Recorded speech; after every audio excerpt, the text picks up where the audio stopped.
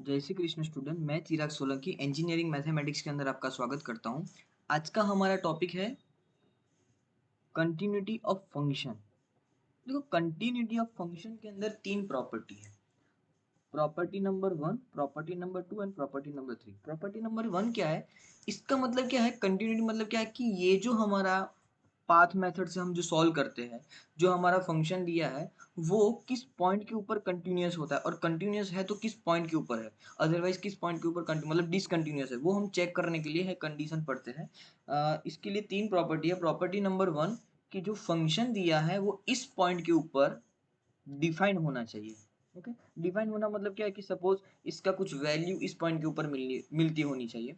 अगर इस पॉइंट के ऊपर डिफाइन होता है तो उसी पॉइंट की लिमिट एग्जिस्ट होनी चाहिए, और लिमिट एग्जिस्ट होती है तो ये दोनों की वैल्यू अगर करे तो ये दोनों इक्वल आने चाहिए। ये तीन प्रॉपर्टी अगर सेटिस्फाई हो रही है तो इसको कहते हैं लिमिट कंटिन्यूटी टेस्ट या फिर लिमिट कंटिन्यूटी। ओके, तो लिमिट कंटिन्यूटी में एग्जांपल ये रहा कि ये जो फंक्शन है, अब देखो फंक्शन को मैं डिफाइन करता हूँ जीरो जीरो पॉइंट के ऊपर, इसका आंसर जीरो आ रहा है। देखो जीरो जीरो पॉइंट के ऊपर किया तो इसका आंसर जीरो आ रहा है, तो हाँ लिमिट कंटिन्यूटी, सॉरी हाँ लिमिट कंटिन्यूटी के ऊपर पहली प्रॉपर्टी की कंडीशन जो है वो डिफाइन हो रही है। किस पॉइंट के ऊपर? जीरो जीरो के ऊपर फंक्शन डिफाइन हो रहा है।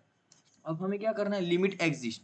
अब लिमिट एग्जिस्ट के लिए हमें पता है क्या करना है। तो path number one, path number two, path number three, तीन पाथ, पाथ नंबर फोर, इतने पाथ हमें अप्लाई करना है।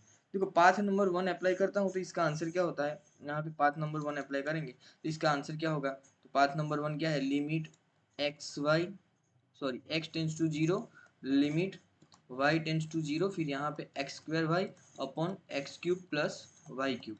तो देखो अगर मैं वाई की लिमिट पुट करता हूँ तो ये पूरा फंक्शन हो जाएगा जीरो। तो ये हो गई लिमिट, इसकी लिमिट हमें आई ये। ओके, इसकी लिमिट आई जीरो। अब हम करते हैं path number two. Path number two में क्या होगा? वाई की लिमिट अप्लाई करते हैं तो limit y tends to zero, limit x tends to zero, फिर यहाँ पे फंक्शन होगा x square y upon x cube plus y cube, ये हो जाएगा। अब यहाँ पे जीरो वैल्यू पुट करेंगे तो ये पूरा फंक्शन जीरो होगा, मतलब ये वैल्यू है। अब एम एक्स अप्लाई करते हैं स्ट्रेट लाइन के ऊपर से, तो एक्स की वैल्यू जीरो पुट करते हैं तो एक्स स्क्वायर कॉमन निकल जाएगा। ये जो एक्स स्क्वायर है वाई की जगह पे एम एक्स, तो वाई की जगह पे एम एक्स, फिर यहाँ से जो common x cube common, x cube common, तो क्या निकलेगा? X cube divided by x cube, नीचे ऊपर होगा वह एम, और divided by one plus m cube. इसका मतलब क्या है? ये अब x की लिमिट है ही नहीं, x वैल्यू है ही नहीं, तो लिमिट पुट नहीं करेंगे। इसका मतलब क्या? m upon one plus m cube, ये हमारा आंसर रहेगा। One upon m cube, sorry for that. Okay, ये हमारा आंसर रहेगा। अब ये जो है m upon one plus m cube, इसका मतलब क्या है कि वैल्यू अगर m की चेंज होगी, m कांस्टेंट टर्म है, m की वैल्यू चेंज होगी तब तब हमारा फंक्शन चेंज होगा। इसका मतलब क्या है कि path one equal to path two आया, but path three which is not equal to path one and path two, इसलिए ये फंक्शन जो है डिसकंटिन्यूअस है। समझ में आया? क्योंकि path one, path two, path three अगर सेम होता, पाथ फोर भी सेम होता, तो फिर हम लास्ट में चेक करते। अगर देखो यहाँ पे सपोज ये जो फंक्शन है वो आया, इसका डिफाइन किया और आंसर आया वन, और यहाँ पे इसका आंसर आया जीरो, ये दोनों की बात कर रहा हूँ। फंक्शन डिफाइन हो रहा है वन के ऊपर और इसका आंसर आ रहा है, मतलब यहाँ पे हमने डिफाइन किया और वैल्यू आई जीरो, तो ये दोनों फंक्शन भी सेम नहीं है।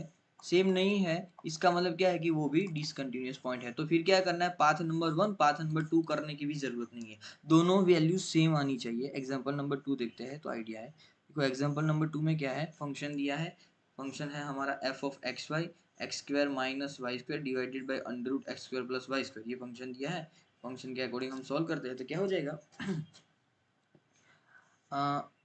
डिफाइन करने के लिए बोला है, डिफाइन करते हैं तो ये फंक्शन इसके ऊपर डिफाइन करते हैं एक्स एक्स क्यू, तो आंसर आया जीरो जीरो, तो मतलब फंक्शन हमारा डिफाइन हो गया है जीरो के ऊपर। अब हम वैल्यू अप्लाई करते हैं तो path number one first value x वाली अप्लाई करेंगे तो इसमें से एक्स कॉमन निकल जाएगा, तो एक्स स्क्वायर में से एक्स बचा, वाई की वैल्यू पहले जीरो पुट कर दी तो जीरो हो गया, फिर यहाँ पे एक्स बचा, एक्स की वैल्यू आई, आंसर आया जीरो। फिर यहाँ पे सेम जीरो, फिर यहाँ पे भी सेम एक्स स्क्वायर डिवाइड में एक्स, तो एक्स, एक्स की वैल्यू पुट कर तो पूरा फंक्शन जीरो, तो इसका आंसर भी जीरो, फंक्शन जीरो, इसका आंसर भी जीरो, सबका आंसर जीरो है। मतलब property number one condition define हो गई, property number two limit exist हो गई। ओके। अब प्रॉपर्टी नंबर 3 कि अगर ये दोनों की वैल्यू सेम आ रही है, जैसे कि एफ ऑफ एक्स फंक्शन का आंसर आया 0 0 और इसका भी आंसर आया 0, तो दोनों की वैल्यू सेम है, तो फंक्शन कंटिन्यूअस किस पॉइंट के ऊपर? 0 0 के ऊपर। क्लियर है? एग्जाम्पल नंबर नेक्स्ट में क्या है, सेम देखते हैं। तो क्या है, -1 के ऊपर फंक्शन डिफाइन हो रहा है।